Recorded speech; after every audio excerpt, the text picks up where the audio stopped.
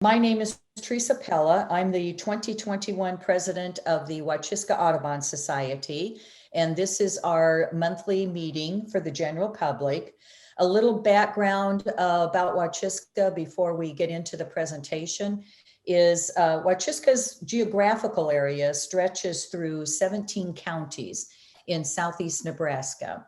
And we have been around for almost 50 years with the mission to bring people together to learn about and protect tall grass prairies as important habitats for birds and other wildlife, to promote birding and to advocate for the natural community that includes human beings. You can track what's happening through Wachiska's website and Facebook page and learn how to join in activities and events. And with that short introduction, I am going to turn the mic over to Dave Titterington with Wild Bird Habitat, who is tonight's co-sponsor of for the event and also a Wachiska board member. It's all yours, Dave. Okay, if you can hear me, hello, I'm Dave Titterington from the Wild Bird Habitat stores. For the past 28 years, we've donated and raised funds for the organization formerly known as Raptor Recovery Nebraska, which is in 1977.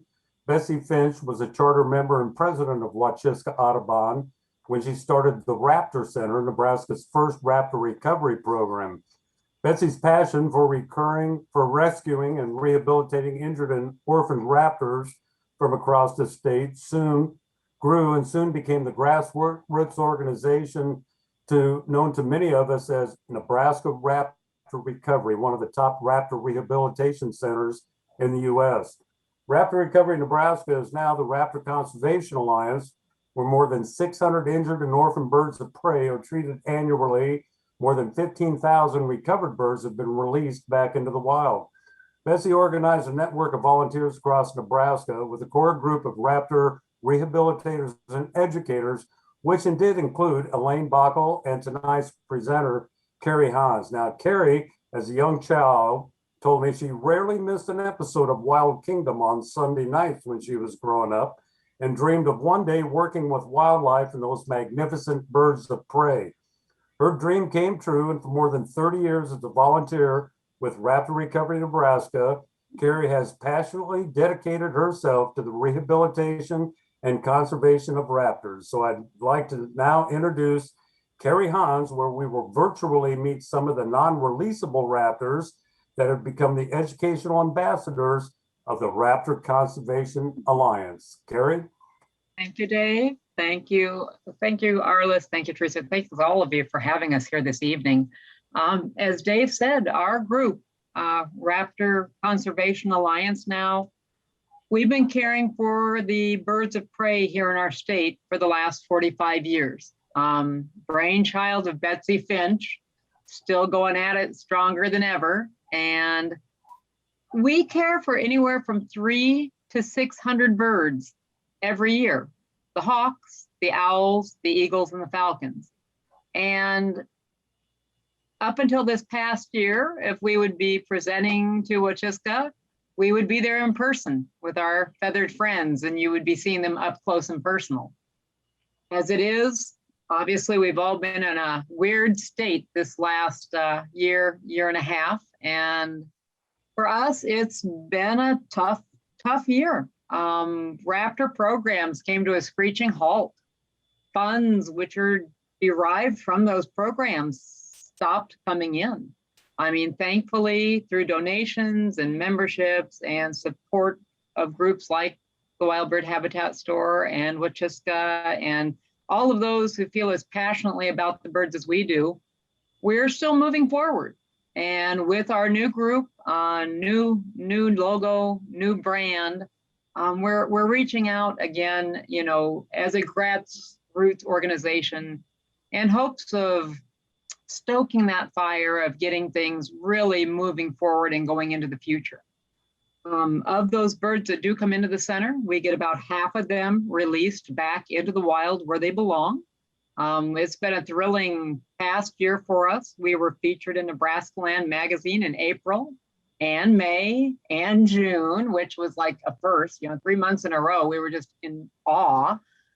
We've also been featured in the last year on Heartland Docks up in Cedar County, Hartington, Nebraska, with our efforts and a bald eagle release. We just recently, thanks to Nebraska Stories, Betsy was featured just this past month with the Raptor group and the story on Betsy Finch herself. So pretty admirable, pretty cool. We're very passionate with what we do. We are not funded by state or federal funds at all. What we do is through the love and the passion. We are volunteers, and we rely on the support of the public to move us forward, to help these magnificent creatures get back to the skies where they belong. What we've got with us this evening for the actual program is a video presentation that was put together by Rockbrook Camera, again, with the help of Dave Titterington and the Wild Bird Habitat Store. We brought this together for the Groundwater Festival earlier this spring. And this was put together out at Betsy and Doug Finch's acreage out by Elmwood, Nebraska. And we were able to bring in 4 of our educational birds, a great horned owl, Halsey, an Eastern European barn owl, Nimbus, a American kestrel male by the name of Gemini, and last but not least, you will see Betsy Finch herself and Squirtsy. So with that, and with the assistance of my wonderful college-age daughter here, Jessica, we're going to see if we can get this the show rolling for you. I'll be happy to answer any questions you might have afterwards, and hopefully we can pull this off without a hitch. So let's see what happens. Thank you.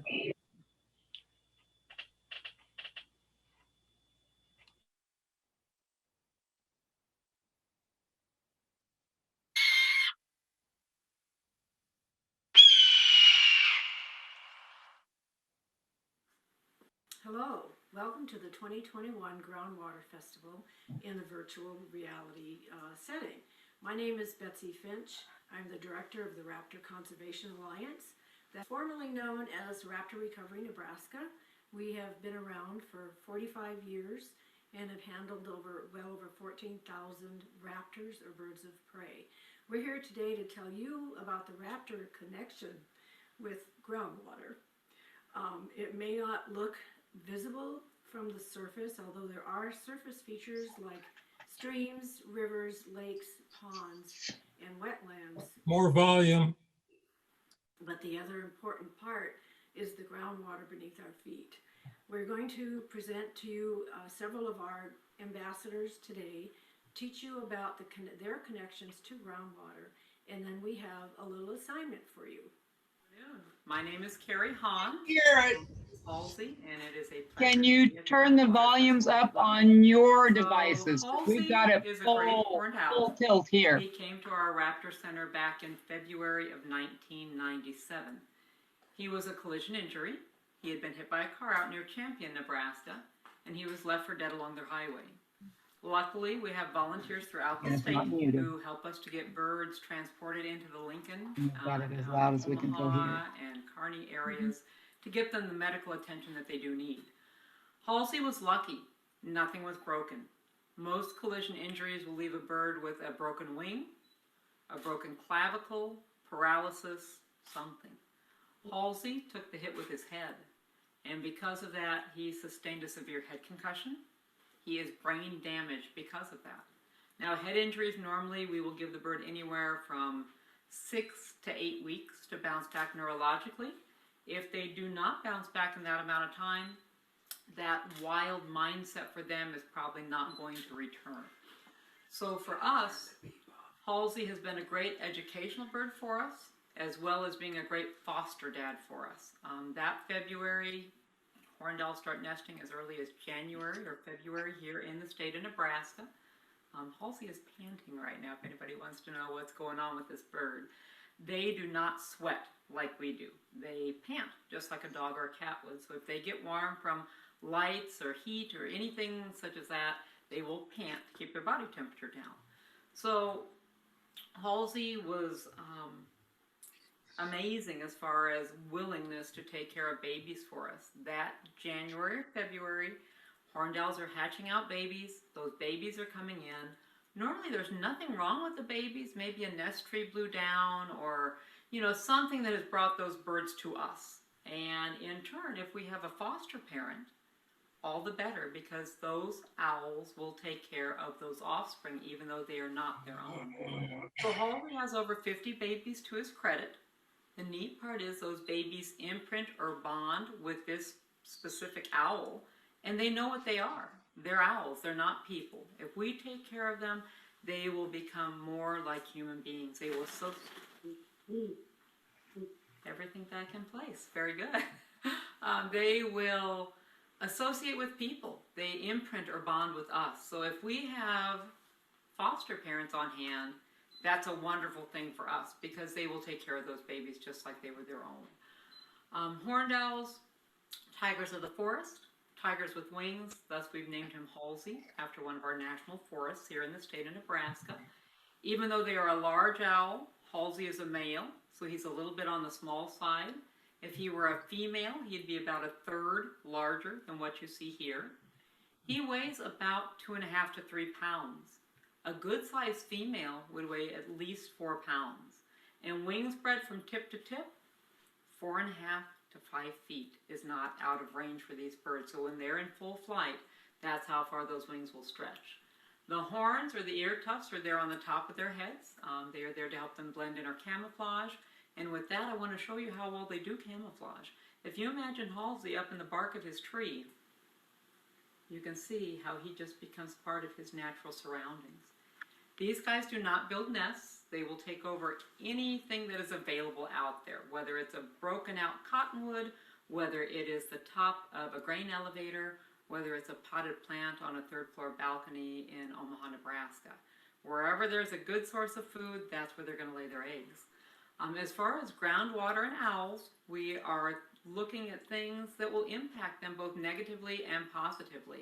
And there is a study that was done out in Imperial Valley, California, regarding burrowing owls and the impact of water irrigation out in that valley because it's near the Sonoran Desert, and just the impact of those water levels and how much that can have a negative or a positive impact on the birds that live in that area.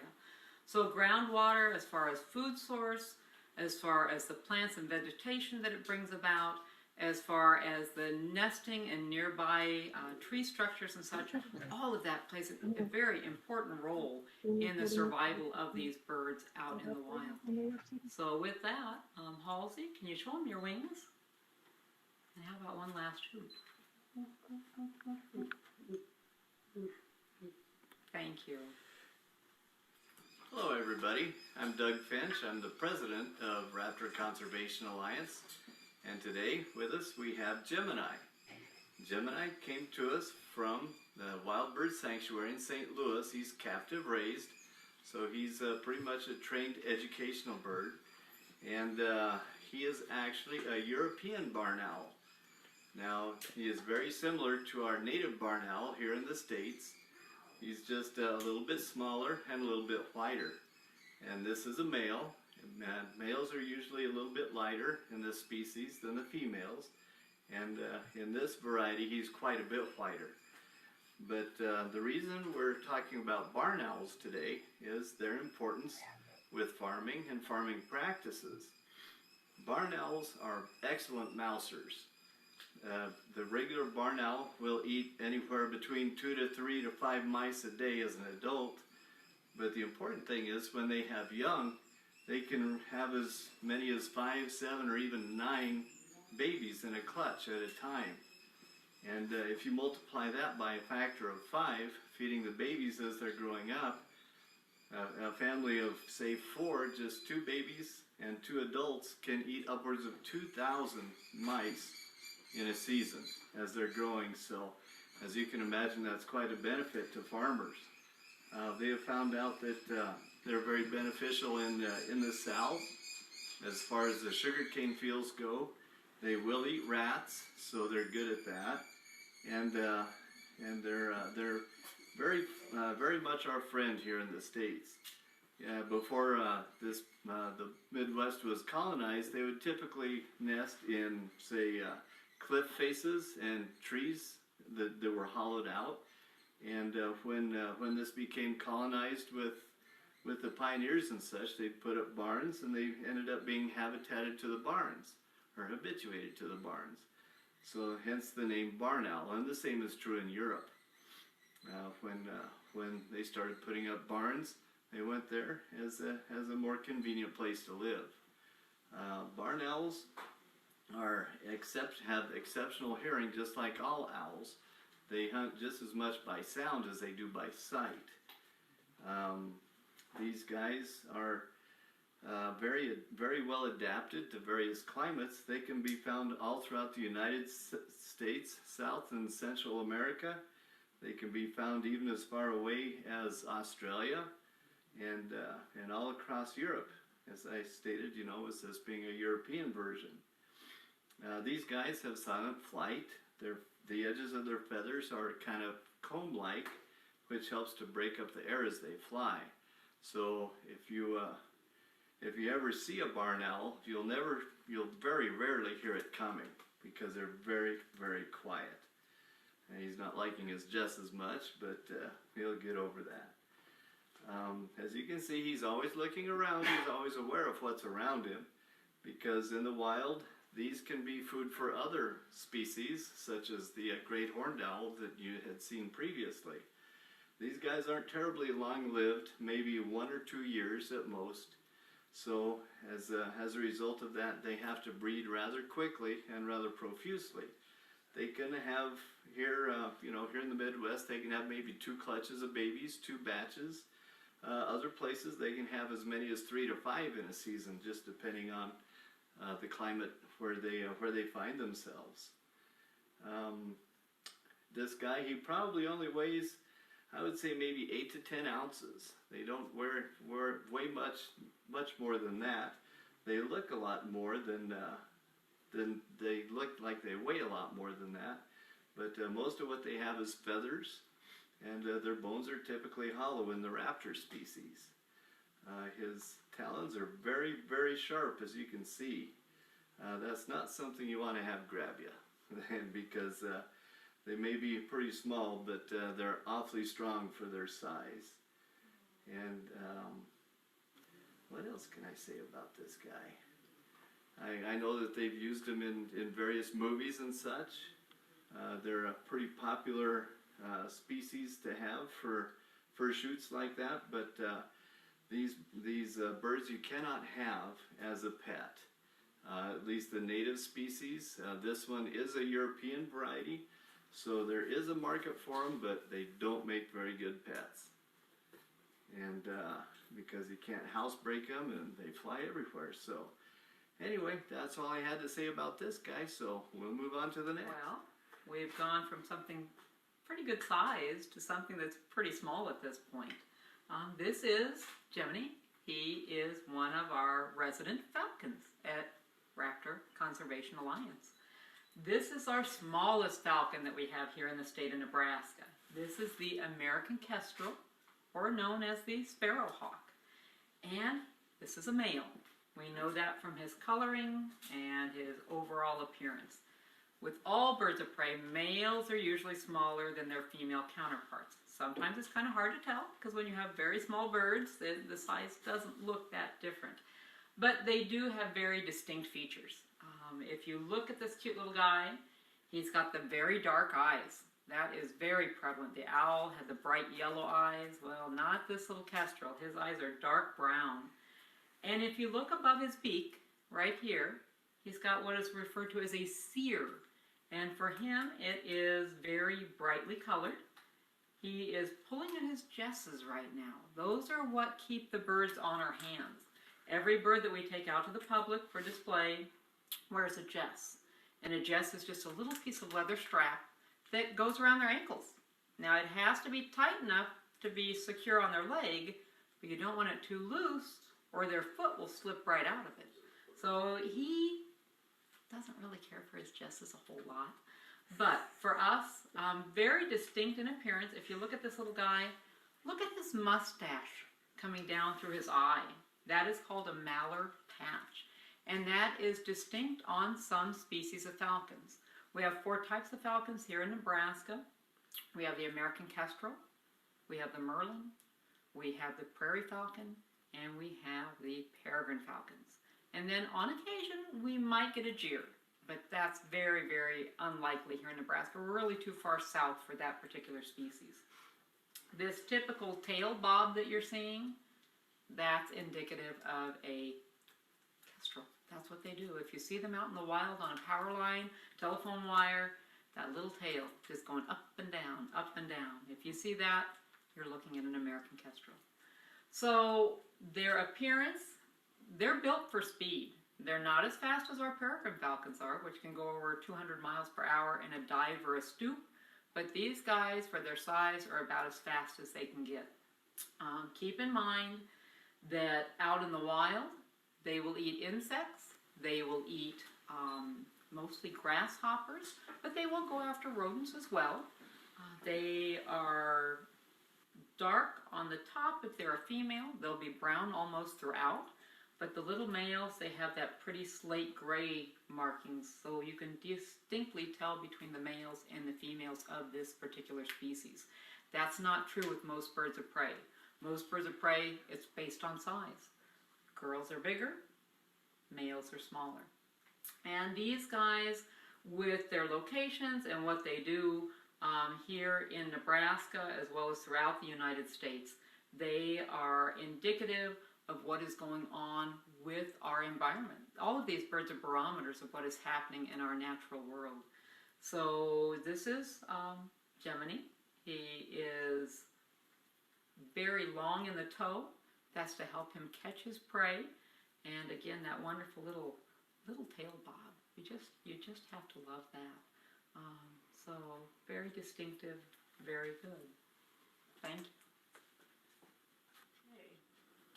Although not technically classified as a raptor, turkey vultures do kind of go into that category. They do not have the strong feet that raptors have. They don't kill their own prey. Their nature's cleanup crew, they eat the dead stuff. And because they don't have the strong talons that raptors can defend themselves with, they've come up with another defense. If they are harassed, a turkey vulture will throw up on you. And trust me, you do not want that to happen. It repels even raccoons. Doesn't repel other vultures, but it repels raccoons. So they're very much a part of the crew. That helps keep the environment safe. And again, a lot of they're found pretty much everywhere. I don't think they occur in any one particular place. They're all over the place because they look for dead stuff to eat and clean up. And this is Squirtsy, and she came in as a half-grown chick. We fostered her to some other vultures, and she came back to us 10 days later, a bloody mess. We found out later that there was also a turkey in that enclosure, and we think the turkey cornered the chick and plucked all of its wing feathers, the primaries on both wings, out. So she was a bloody mess when she got here. Over time, they did grow back, but they started falling out again. So there was permanent damage to the feather follicles on the primaries. So we couldn't release her back to the wild. And at this point, we realized that she had pretty much bonded to me, so I can handle her and other people cannot. Another thing that vultures possess is a very strong beak. Here. To cut into dead prey, dead animals. Some people like to call them razor lips. And she'll take those off if she can. That pretty much concludes our presentation for you. Now I have an assignment for all of you, remembering that some of these connections to groundwater are not obvious. So I want you to look up some different raptors, look up their habitats and what they eat. And we have a list of those birds for you at the end of the presentation. Thank you.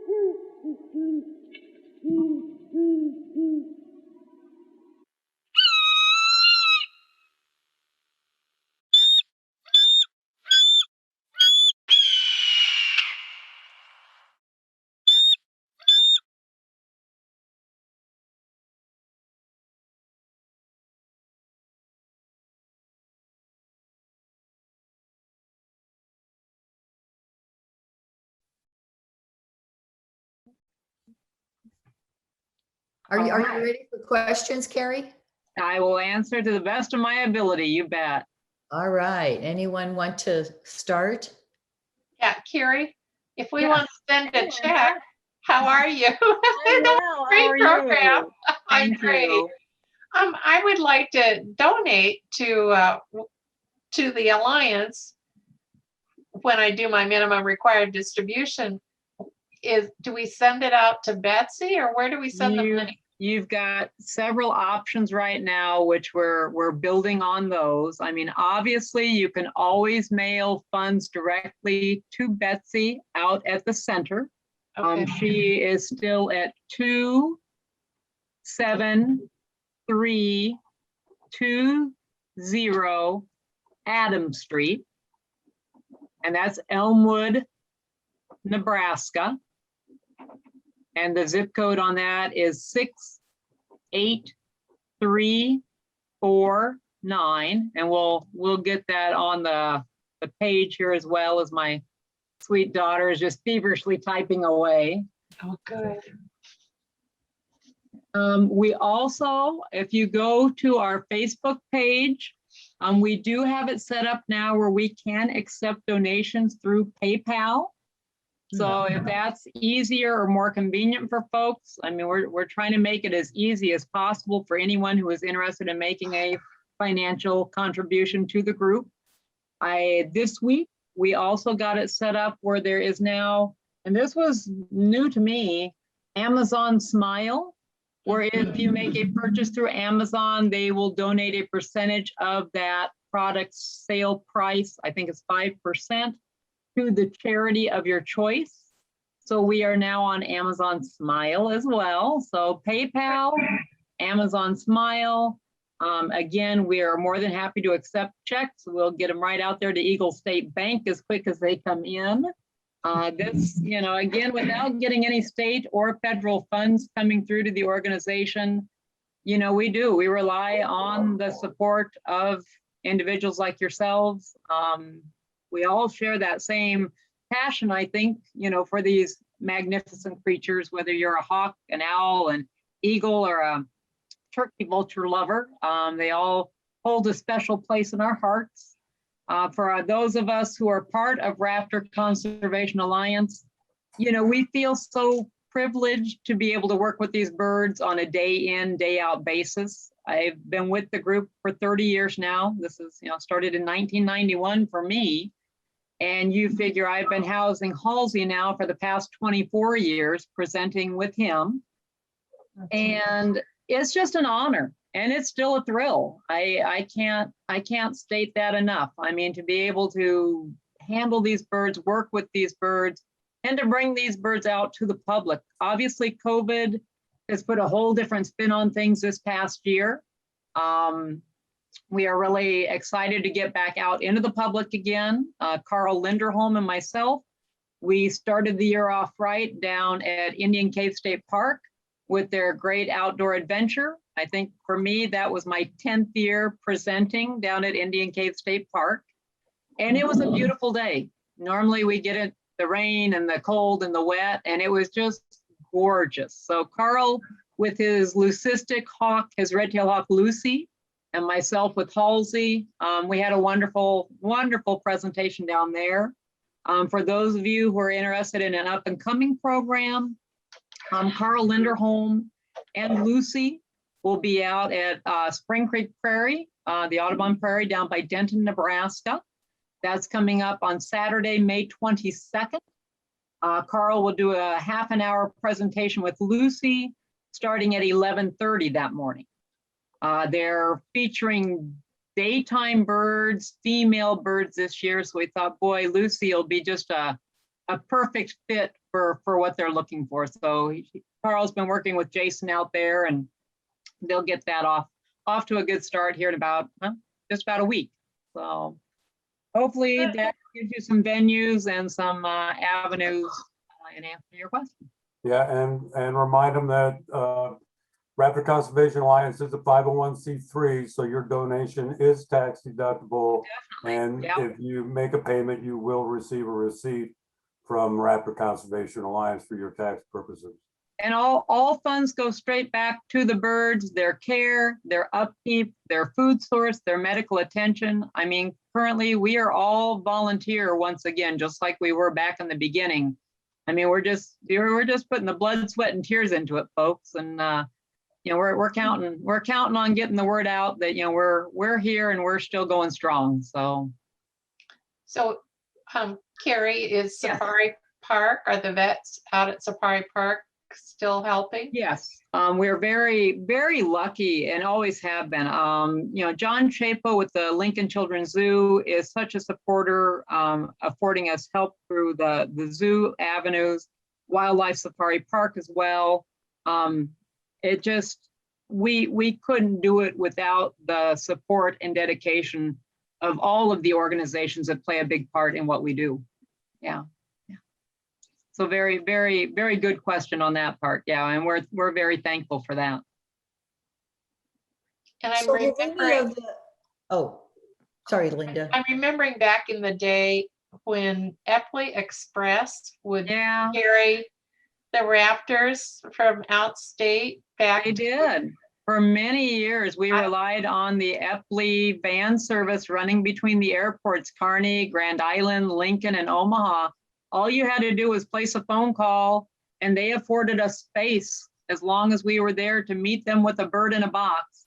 They were willing to tuck it in somewhere inside the van, whether it was behind the driver's legs or in the back end. You never knew where it was going to come out of. But we're thankful right now. We don't partner with Epley any longer, the Epley Express, but you know, such a great network of statewide volunteers that give of their time and their talents, and just getting those birds transported, you know, and from all corners of the state. I mean, we know no borders, I guess, so to speak. I mean, whether it's Imperial, whether it's Falls City, whether it's, you know, Neely, Norfolk, you name it. I mean, those birds, if we get word of those birds, we're going to make every effort to get them into the Elmwood Center as quickly as possible. The difference of a few days, you know, a few hours can make all the difference in the world of getting those birds back on their feet again, back out into the skies. So that relay system is extremely important for us.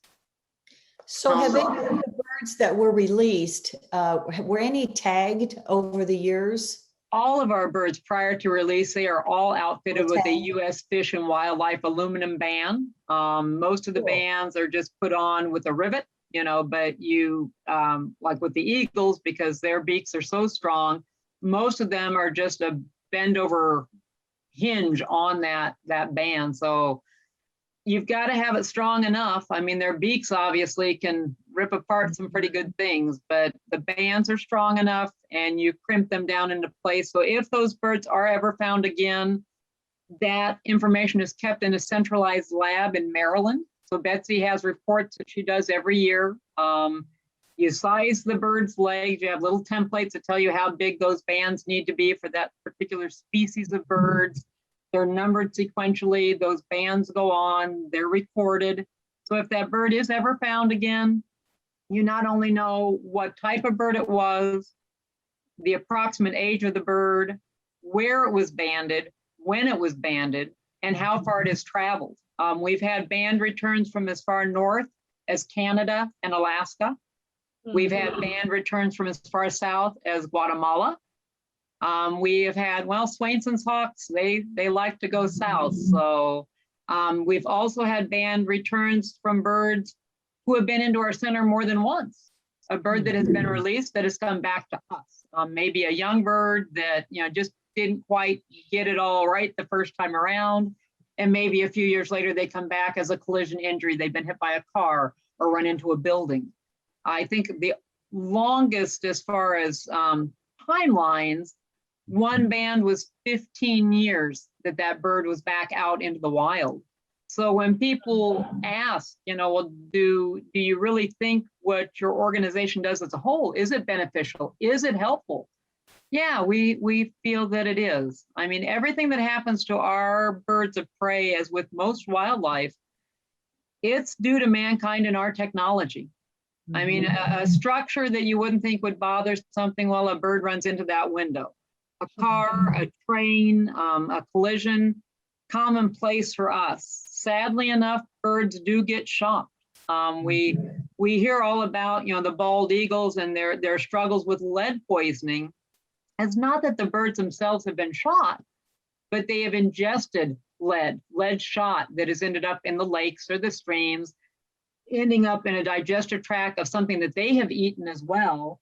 And once just one pellet of lead gets into that digestive tract of a bald eagle or a golden eagle, that bird will come down so fast. And if you don't get it the help that it needs, it is not going to survive. The bird that Carl Linderholm will be presenting with this coming weekend at Spring Creek Prairie on the 22nd, so not this weekend, but next weekend, Lucy came from the Sandhills. And sadly enough, she was shot by someone. The wing that was shot obviously was injured. That is the wing that was shot that brought her down out of the skies. But sadly enough, it was the wing that wasn't shot that was so severely damaged as the bird fell to the earth.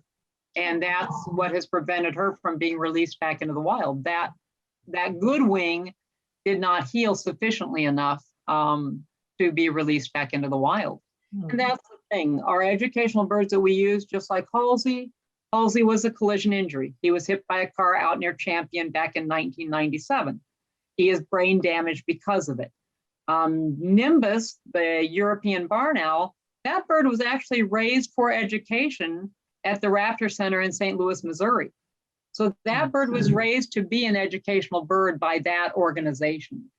Gemini, the little Kestrel that came in, again, a young bird coming into the center with an injury.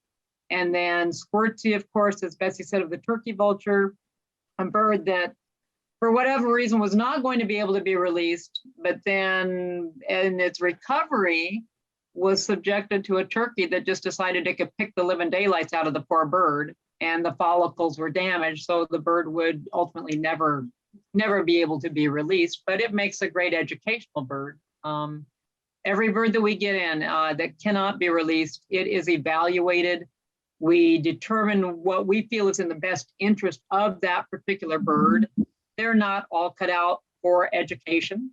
Some may just go to a zoo or a breeding program to be a display bird at a nature center, or at Raptor Woodlands Refuge. I mean, all of those things, there are places to place non-releasables. Do all of them get placed? Sadly enough, not, but we place as many of them as we can, but it's always with the best interest of that bird in mind.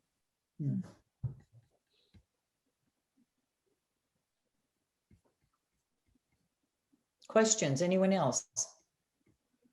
Tim, you're on mute.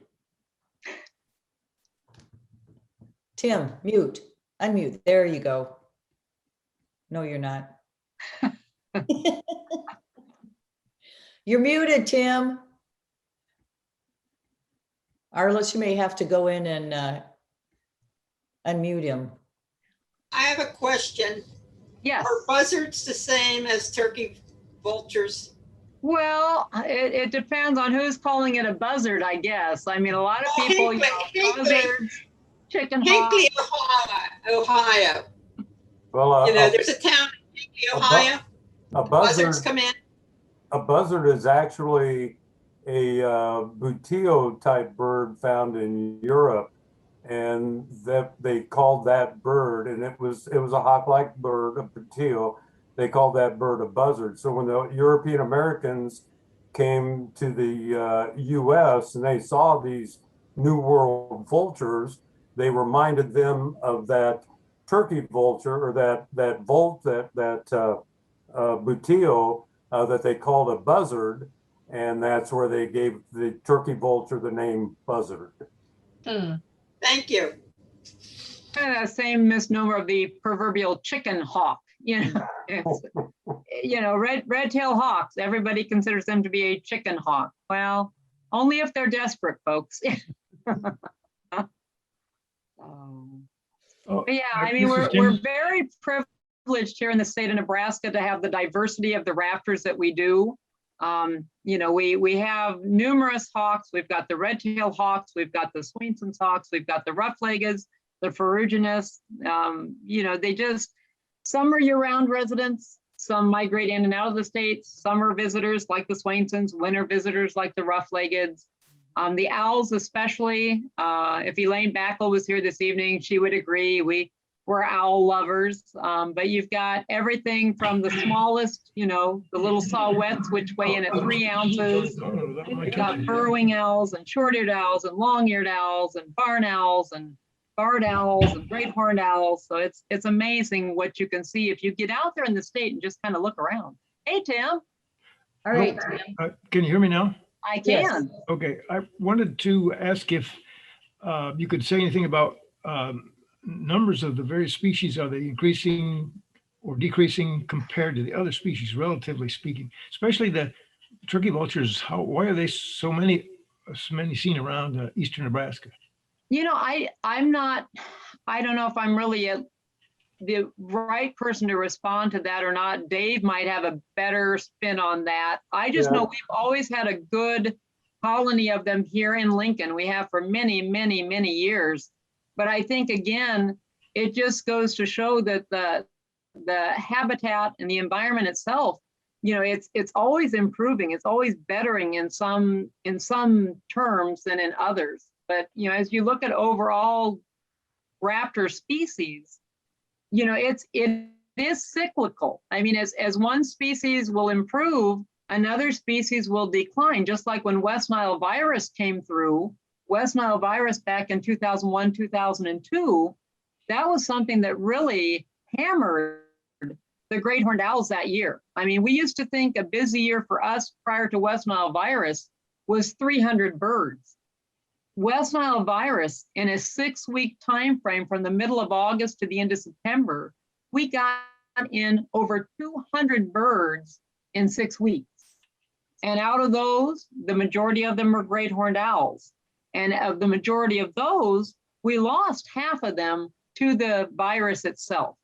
But as odd as it sounds to have lost that many of the horned owls, the following spring, the barn owl population went off the charts because the horned owl population had plummeted so drastically. So what was one bird's demise became a boon for the other bird. We used to see like the accipiters, the sharp-shinned and the Cooper's hawks. You never saw them in the cities. We see them in Lincoln now. I mean, they're prevalent in the cities of Lincoln with nesting pairs and the whole bit. You look at the peregrine falcon species around the state or in the surrounding states as well. They're doing great at this point. You know, even though we've lost our matriarch, you know, and patriarch down at the state capitol, we have a new male that's hanging out at the state capitol right now, trying to convince the female that it would be good real estate property, but he's just not very convincing yet.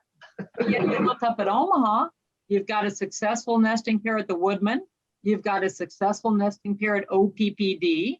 You've got, I think down in Kansas at the energy location down there, they've had a successful hatch this year.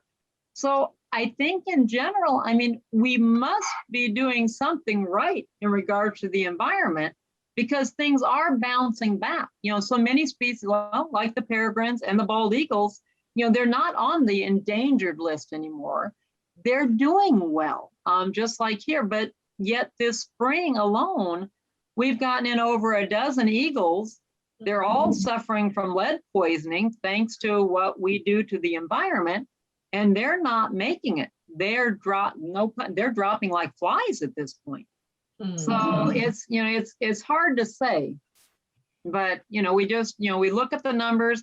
I don't know if the Game and Parks, you know, would have a better spin on it than what I do, Tim, but it is interesting to see the numbers are increasing, and you're right. I mean, the turkey vultures, golly, they just seem to be everywhere anymore, Well, and in good numbers. they enjoy being around human activity. That's why you see them in Lincoln. There's a huge roost out off Holdridge Street. There's a couple down here in South Lincoln.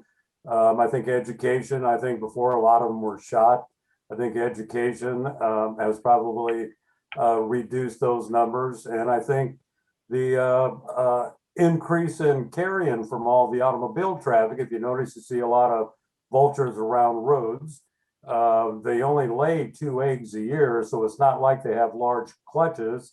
More abandoned farmhouses, more abandoned barns. They nest on the ground or in caves. These abandoned buildings make typical nesting habitat for them to raise families. The more abandoned buildings that are around, although a lot of those are coming down, but there has been a noticeable increase in the vultures, and it's good because they're kind of the garbage men of the prairie, Tim.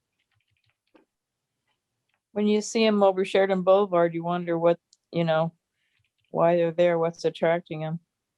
Well, Well, initially, there was a spare lot behind one of the large houses off of Williams Avenue there, and it had been an undeveloped lot for years and years and years. And the family that owned that adjoining property, they just let the growth and the trees have its own day back there. And the vultures absolutely loved it because nobody bothered them.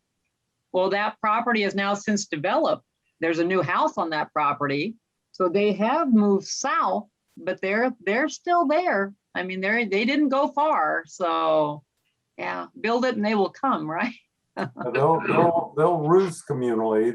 They nest independently, and when they do go off to feed, they go off to feed independently. You won't see big groups of vultures, but that's one of the things that biologists are still baffled that when we watched the early morning westerns and we saw vultures circling somebody out in the prairie, we thought, well, somebody out there's probably dying of thirst or something. Well, vultures won't circle dying food, but they can't figure out how, if there's a rabbit, one vulture will go down and consume that dead rabbit. But if there's the carcass of a deer or a cow, they'll stay airborne until the rest of the vultures come in, and they're not sure how they can communicate to the rest of these vultures, but until the rest can come in, and then they'll all go down and feed. So they're really a complex bird species that there's still a lot to be learned about them. Could I ask another question? Sure. Is there a good treatment for lead poisoning, or what is the treatment? And also, what is the status with regard to other states and use of lead shot? Well, I mean, they're of course encouraging, getting away from the lead shot, going with steel shot instead. I mean, as far as the treatment for the birds, it's always been a series of injections of calcium versinate. So, I mean, that calcium binds with the lead and helps to leach it out of the system for the birds. So, I mean, when the birds come in, their blood levels are checked. You see where that lead level is within the system for that bird. But then it's a matter of daily injections, in the chest area for that bird to get that calcium versinate to bind with that lead to help it work its way out of that bird's system. And again, sadly enough, I mean, all it takes is one lead pellet. That's all it takes in that digestive tract. And, oddly enough, we've had birds come in upon x-ray. I mean, you see the lead pellets, you can see, what has happened. But, upon x-ray, you may see that a bird somewhere along the way may have actually been shot, where it's got an actual cartridge somewhere in its body from a shot, of a revolver or a rifle or whatever. But it's that single lead pellet in the digestive tract that has made the bird sick and has brought it down. The gunshot wound, it healed itself on that. Maybe it took it in the leg and it did okay. But that single lead shot, that's what brought that 12 or 13-pound bird down out of the skies. And it happens so quickly. I mean, if they don't get the care that they need as quickly as possible, they don't have a prayer. They don't. So And like Carrie was saying, even though we are trying to move to steel shot over lead shot, there's been decades and decades of waterfowl hunting that has loaded a lot of these lakes up with lead pellets that remain at the bottom. And as fish, shorebirds consume or inadvertently consume that lead, it's passed on up through the food chain. So I asked Game and Park once if they had any calculation about how much lead was in those lakes, and they just shake their head because it's just phenomenal. So even going to steel shot, that's not going to resolve the problem. Right. It's a positive move for the future, but the damage that's been done over the years, you can't resolve that with the wave of that magic wand. It's out there, whether we want it to be or not. Is the steel shot stronger? I don't know if it's Kill 'em necessarily. anyway. Yeah, I don't know. I think it's more of a trajectory item, steel shot over lead shot. It's not really that either one kills any better or any less. Yeah. And I don't know if it's an expense thing as well. I mean, my guess is probably steel shot is more expensive than lead shot as far as the purchasing end of things, but I don't know that for a fact either, I guess. Well, oddly enough, Michael Forsberg was at a conference down in St. Louis on the whooping cranes and swans, and there was a debate or discussion on lead, where a lot of people that deer hunt that still use lead bullets, as soon as that bullet is entered into that deer, into the bloodstream, it starts spreading lead. So they're talking about the impact that has on people that eat deer that they shoot with lead bullets. So it's pervasive throughout the hunting culture for sure. Yeah. Well, Carrie, just to let you know, Wachiska Audubon Society is making, as an organization, making a donation to the Alliance. Thank you so much. And I think if I put Dave on the spot, you match that $50, so it'll be $100. Oh, we'll match it easy. Yeah. Well, like I said, somebody the other day made a donation on the Facebook website, because we do have a public website right now. We have a private website for our relay people. We're working on those Facebook pages are there. I mean, they're already in place. So if you go to Facebook and you look up Raptor Conservation Alliance, they are there. You will find them. We're working on our website right now, trying to get it up and running. But again, just getting the word out, to the people, letting them know that, hey, we're doing what we do best. And, through the help of, individuals like yourselves and just the general public, it's what keeps us afloat and keeps us moving forward. So whether it's a program, whether it's a straight donation, whatever. Right now, Carrie, they have 14 orphaned baby great horned owls, and how much food can they eat a day? Birds eat us out of house and home, but babies eat us out of house and home and yard and then some. Baby horned owls, I mean, a bag of rats is a bag of 25. Those 14 owls, those babies, will polish off a bag of rats a day. Wow. I mean, it's just gone. And food expense, along with, of course, medical expense, those are our two big expenses. I mean, when you've got volunteers, we do what we do, but the birds do not feed themselves. I mean, if we're caring for them, if we're trying to make them better, if we're rehabbing them, if we're planning to release them, food is the main thing. And that's what gets us. I mean, it's amazing when you sit down to the checkbook and once every month or every 6 weeks, you're writing out a $4,000 check to keep these birds in food. Mm-hmm. It brings the bank account down pretty quick. And Carrie, we did post the link to the Facebook page in that chat down below. Excellent. As well for anybody who wants to find it there. Gio. Isn't he looking great? My golly. What is his moniker? Meatball? Is that correct? Meatball. Yeah, there we go. So Meatball. Look at those cheeks, my golly. So when you go to the Facebook page to donate, you might see a shop now.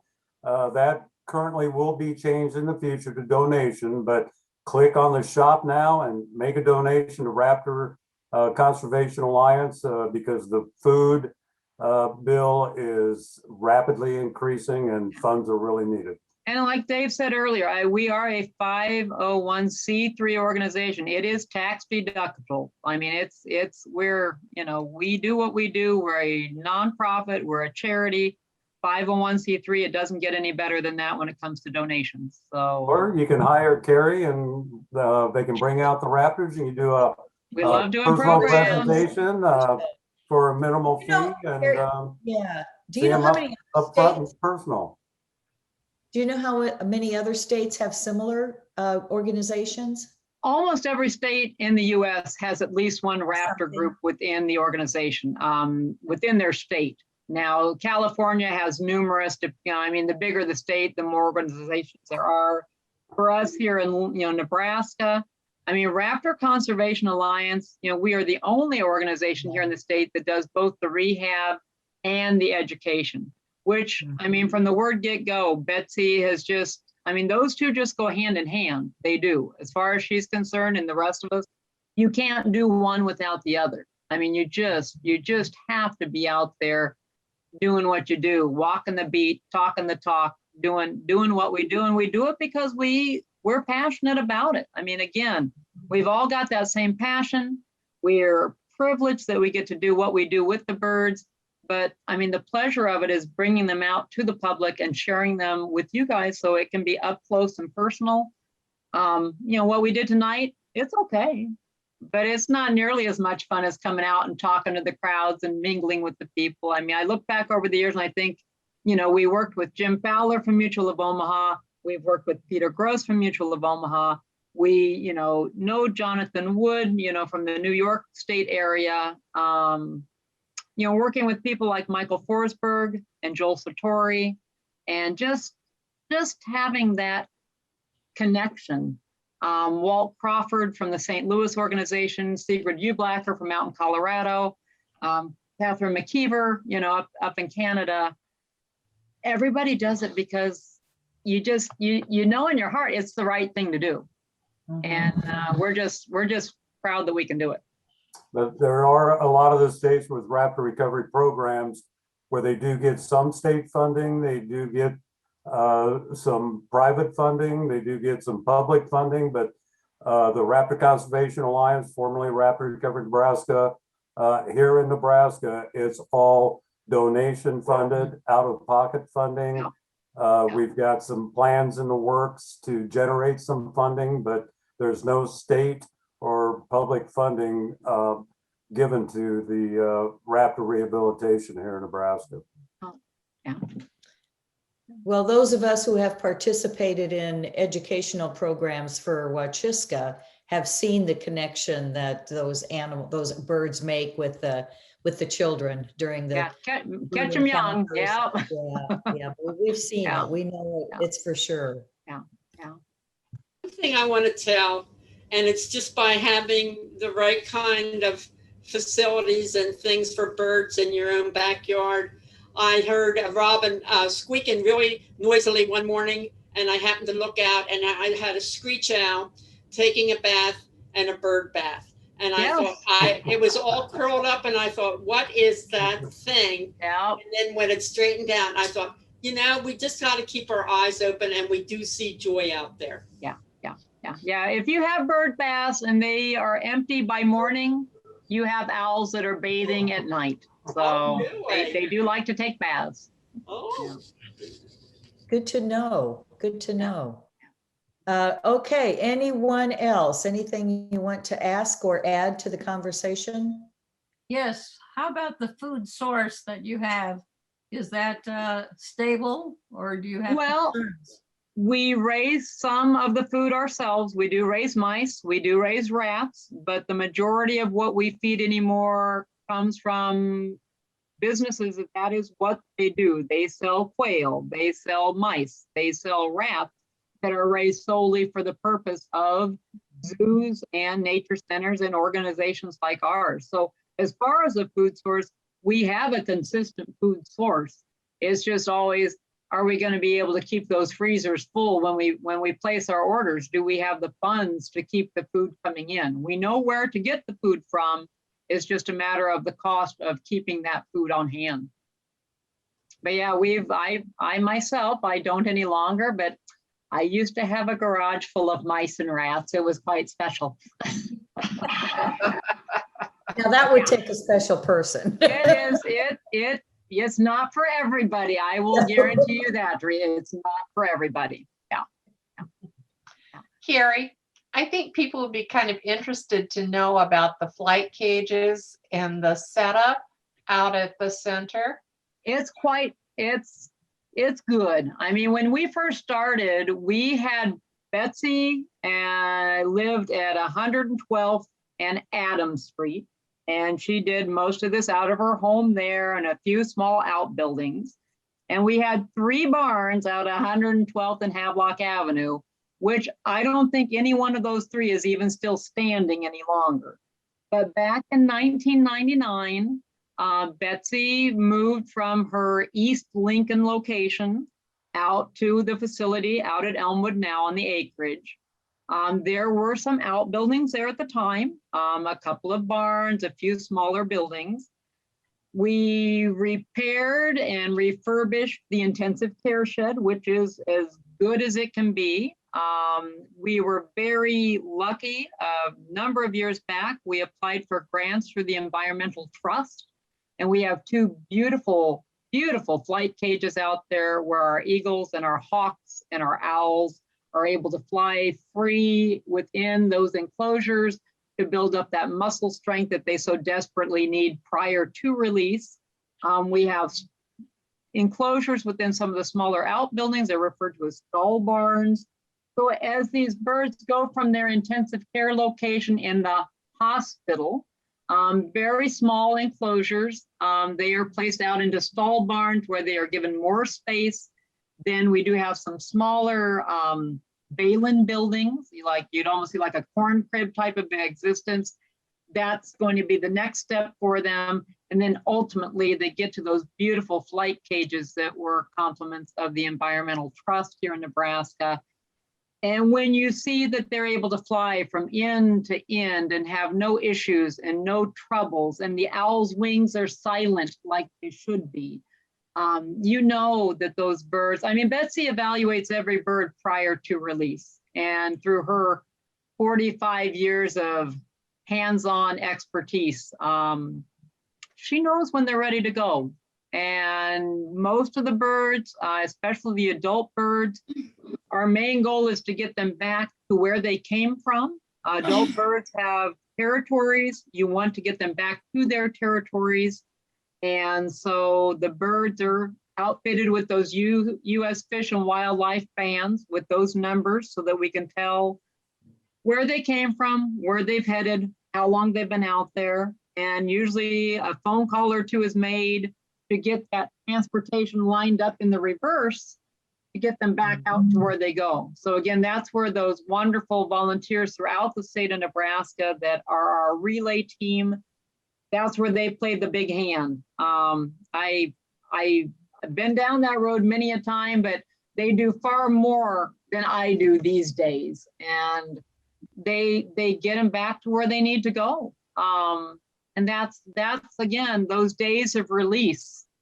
That's what makes it all worthwhile. I mean, I read, oh, well, isn't it hard to let that animal go?